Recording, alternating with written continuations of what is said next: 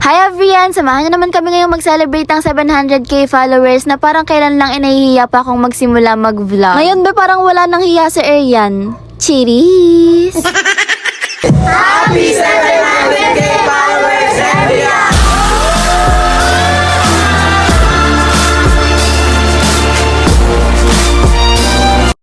700k followers na nga tayo ngayon mga be. Kaya naman ayan, hindi nyo kaya magpapatayo na tayo ng mansyon. Cheers! Pumunta nga kami ngayon na Bulacan para nga mag-celebrate ng 700k followers natin. At the same time, ipakita na rin sa inyo yung pinapagawa naming kwarto dito. Para may bakasyonan lang kami, ganun. Patapos na nga rin tong gawin dahil nga maliit lang naman siya. Napunta.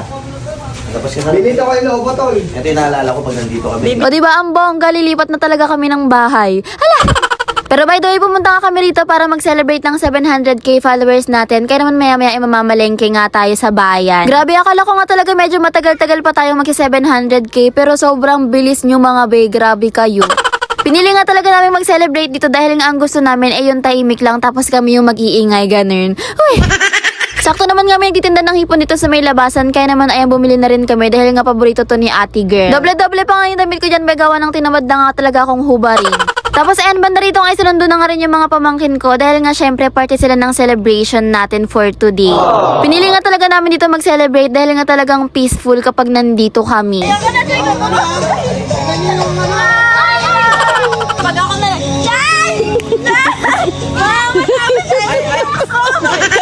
Literal na hindi mo maiisip yung problema kapag nasa probinsya ka. Tanghali na nga kami nakarating, kaya naman nagpahinga lang kami saglit tapos ayan mamamalengke na nga kami sa bayan. Sa probinsya pala ba yung malapit sa kanila ay malayo sa amin? Ang sabi nila malapit lang daw yung bayan dito pero ilang minuto na kaming bumabiyahe na.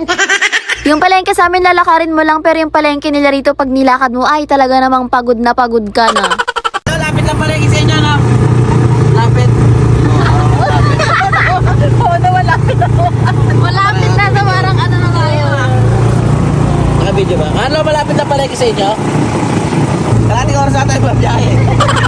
Pero hindi ko naman nga mainip sa biyahe sa probinsya dahil nga ayan ang gaganda ng mga tanawin dito. Banda rito ngayon nakarating na kami sa bayan ng Bustos kaya naman mamimili na kami nila mama. Ibang-iba nga talaga yung pamilihan dito compare sa city na kinalakhan ko. Ay yung mga isda nila dito ba talagang fresh na fresh, humihinga pa, talagang lumalangoy pa sila. Bumili nga lang kami ng tilapia at baboy tapos ay bumili na nga rin pala kami ng mga pangsahog sa lulutuin namin. Kakaiba nga rin yung itlog na maalat nila dito dahil nga ayan walang kulay. Sa sobrang mga ko parang alien na lang talaga ako dito sa probinsya. Ala! Sa Manila nga kasi talaga kami lumaki kaya naman talagang wala kaming probinsya nila mama at daddy. Kaya naman talagang kapag aayain kami sa probinsya ay talagang tuwang-tuwa at excited ako dahil nga talagang payapa dun. Comment nyo naman dyan sa comment section kung saan yung province nyo. Bumili nga lang kami ng buko dahil nga medyo mainit na tapos ay bibili na nga rin pala kami ng mga lobo para sa 700k natin. Birthday mo ba? Birthday mo? Ang sabi nga ni Mama Be parang birthday ko daw dahil nga nakapula ako tapos bibili pa kami ng mga panghanda. Mura lang pala yung mga bulaklak dito no, parang kayang-kaya ko na to. Hala! Naghanap-hanap nga lang kami ng mga lobo tapos pagkatapos nga umuwi na rin kami para nga makapagluto at makapag-ayos na rin ako. May nakita nga rin pala kaming palaka na nanganganak kaya naman parang gusto ko na lang talaga siyang tulungan.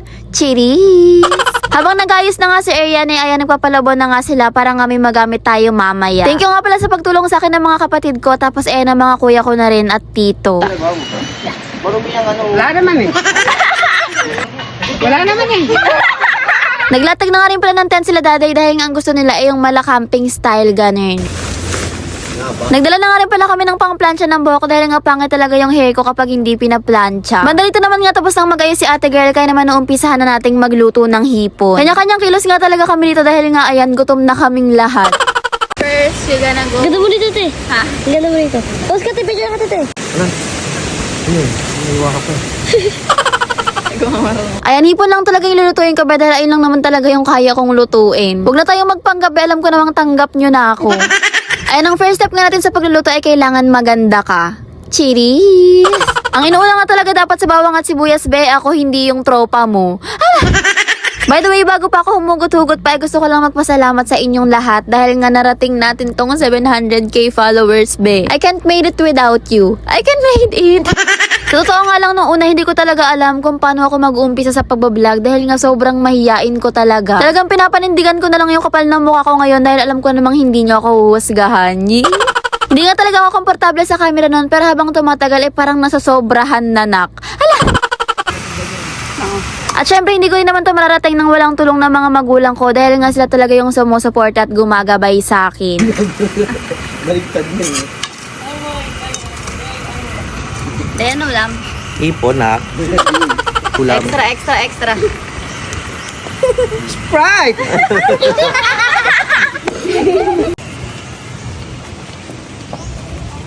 Nakapagtayo na nga rin pala ng tent sila daday kaya naman ay may matutulugan tayo mamaya kapag pagod na tayo. Nung tapos na ako magluto ng hipon ay nagluto na nga si mama ng talong at saka ng tilapia. Tapos ay ininiwa ko na nga rin pala tong mga itlog na maalat para nga makain na rin maya-maya. Ang sarap nga lang nabili namin itlog dahil nga hindi siya ganun kaalatan. Bumili nga rin kami ng hinog na mangga kaya naman ay ang binalatan ko na rin para kapag tapos namin kumain ay makakain kami ng mangga. Patapos na nga rin pala yung mga niluluto nila kaya naman ay naasikasuhin na natin yung pagbubudel fightan namin. Second time na nga namin magbudel fight dito dahil nga yung unang-una ay yung unang pagpunta namin sa Bulacan. By the way, ba alam kung inaabangan niyo yung pa-premyo natin, kaya naman eto na. Pa-thank you ko na nga rin to sa inyo, kaya naman comment nyo na lang dyan yung cash G number nyo. Make sure na nga rin na naka-follow kayo, tapos comment nyo na nga rin dyan sa comment section kung bakit kayo nag-follow kay Ariel. Alam nyo ba, minsan napapaisip nga talaga ako na paano kung hindi ko inumpisahan noon. Kumbaga, paano kaya yung buhay ko ngayon kung hindi ako naglakas loob na mag-vlog. Kaya sobrang saya ko nga talaga ngayon dahil alam kong maraming naniniwala sa akin at marami ring nagtitiwala. Hindi nga talaga birong magsimula mag-vlog dahil nga andyan lahat ng stress based sa social media. Alam ko marami tayong basher pero mas lamang pa rin naman yung mga napapasaya nating tao. Kaya naman thank you sa inyo mga beses, sipagan ko pang gumawa ng mga content kahit na sobrang tamad talaga ni ate girl.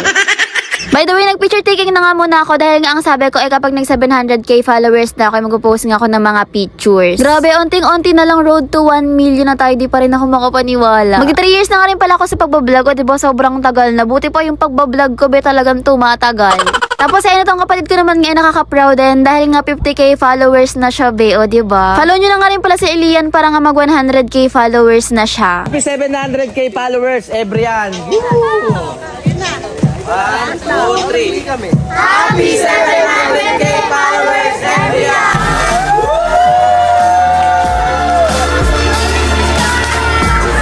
Thank you mga be. Alam niyo naman yan na love ko kayo so much. Kaya naman ayan, kainan na. Salamat nga sa pagsama sa akin simula noon hanggang sa marami pang followers na mararating natin. Yun lang, palike, follow, and share nga pala ng page ko. Thanks for watching!